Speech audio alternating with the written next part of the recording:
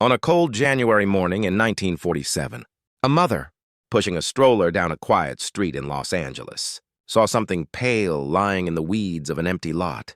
For one merciful second, she thought it was a broken store mannequin, discarded and forgotten. It was not. What she had found would become one of the most famous, unsolved murders in American history.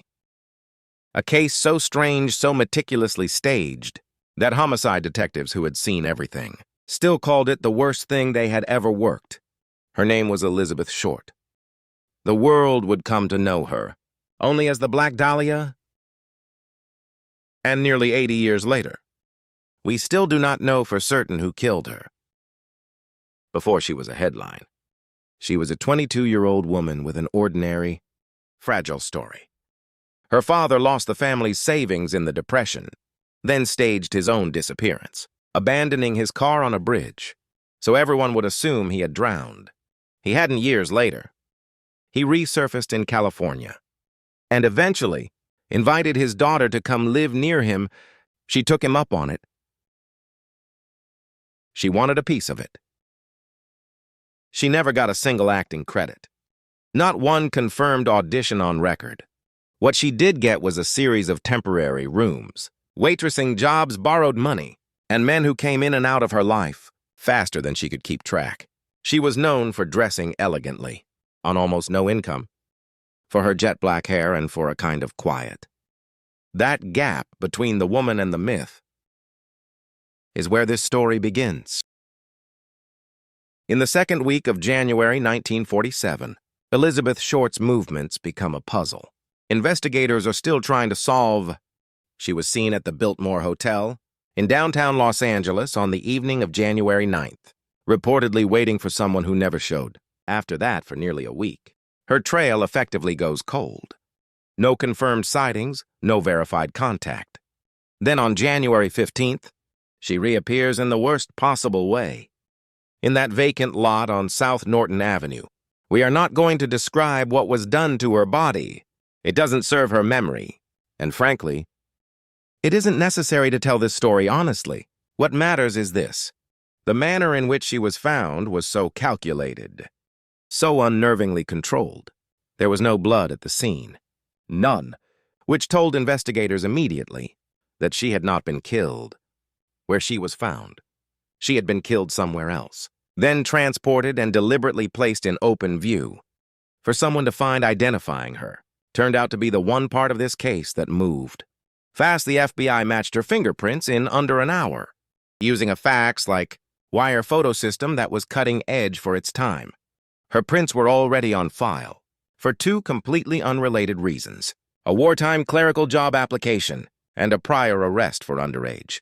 Drinking in Santa Barbara, neither had anything to do with violence. She was on paper an unremarkable young woman, and that more than anything is what made the case so unsettling. There was no obvious enemy, no obvious motive. Just a life that ended in a way that seemed designed to be seen, and someone connected her dark hair and clothing to a film. A noir movie that had just come out. Within days, Elizabeth Short had a new name. The Black Dahlia, it sold papers. It also began almost immediately to bury the real woman underneath the legend. Then came the letters roughly 10 days after the murder.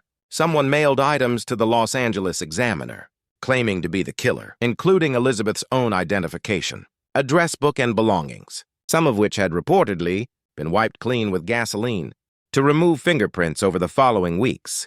More letters arrived taunting the police, promising to turn himself in. Then, never doing so, one note, assembled from cut-out newspaper letters, read simply, "Here is Dahlia's belongings." Letter to follow handwriting. Analysts at the time debated whether these were genuine communications from the killer or the work of attention seekers, exploiting a national sensation. To this day, no one has definitively proven either way. That uncertainty itself became part of the case's mythology. What we do know is what happened next. Inside the investigation, and it is not flattering, the Los Angeles Police Department, under enormous public pressure, pursued the case with real intensity, interviewing hundreds of people, and eventually reviewing more than 150 named suspects. They also received over 6 individual confessions, nearly all of them false from people apparently drawn to the notoriety of the crime. Sorting real leads from fabricated ones consumed enormous resources. Meanwhile, questions were quietly raised inside the department itself. One lead detective on the case was later alleged by researchers to have personal and financial ties to a nightclub owner, who was himself a person of interest. Some records related to the case were reportedly lost, or in some retellings possibly destroyed. It is worth being precise here. Allegations of a cover-up are widely discussed by independent researchers, but in 1940 both of those things, the allegations and the official finding, exist side by side and neither one erases the other. So who did investigators actually look at? A traveling salesman had driven Elizabeth back from San Diego just before her disappearance. He was questioned intensely and even failed an early polygraph, but was ultimately cleared and never charged. A nightclub owner, in whose building Elizabeth had briefly stayed, remained a person of interest for years, in part because of his contacts across the LA social and business world. A former mortician's assistant became a major focus in 1949 after he reportedly demonstrated an unsettling familiarity with details of the crime that had never been made public, though the case against him ultimately fell apart amid questions about how his interrogation was handled. And then there is the suspect, who has generated the most modern attention, a prominent wealthy Los Angeles physician in 1949. He was investigated on unrelated allegations involving his own daughter and was acquitted at trial.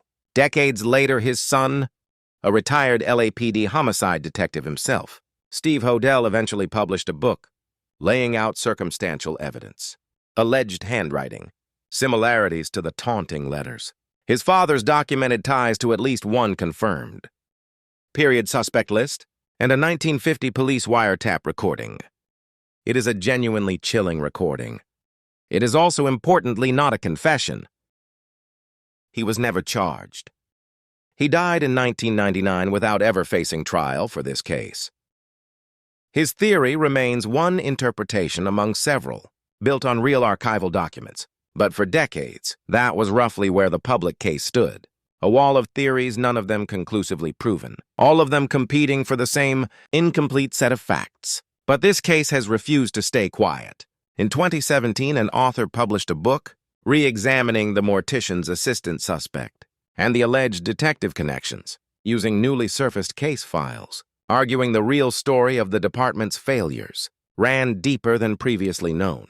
Then in January of 2026, a journalist and author released a new book, arguing for a more victim-centered retelling of Elizabeth's life, proposing a suspect theory entirely outside the prior family theory, pushing back hard against decades of narrative, built around noir aesthetics, rather than the actual woman at the center of it. Fizzers that same year, an updated, expanded edition of the original investigative book was released, incorporating newly analyzed who, according to him, now support elements of his theory, though they reportedly disagree with him on some of the specifics. And then in the summer of 2026, something happened that pulled this 79-year-old case back into active news cycles worldwide. A production team working on an independent documentary series announced they had identified a concealed room inside a 1940s-era Los Angeles motel. According to public reporting, the team spent over 60 hours removing later drywall and paint, exposing original plaster beneath, and documented close to 40 subtle, suspected samples inside that hidden space. Those samples are reportedly undergoing advanced forensic testing suited for degrade. It is on its face an extraordinary claim. It is also, as of now, unverified. Public reporting has not established that this material is definitively human, that it dates to 1947, that it belongs to Elizabeth Short. What we can say is that the samples exist, that testing is genuinely underway, and that we may for the first time in decades find. Separately, in the spring of 2026, reports emerged that a newly surfaced fingerprint, allegedly connected to one of Elizabeth's known former boy officially. The Black Dahlia case remains open, unsolved, and technically active with the Los Angeles Police Department. No one has ever been formally charged. Every name we've discussed tonight exists in a strange legal limbo, seriously suspected by someone. And what we're left with nearly 80 years on is a woman who came to Los Angeles, hoping to become someone and instead became a symbol she never asked for and never consented to.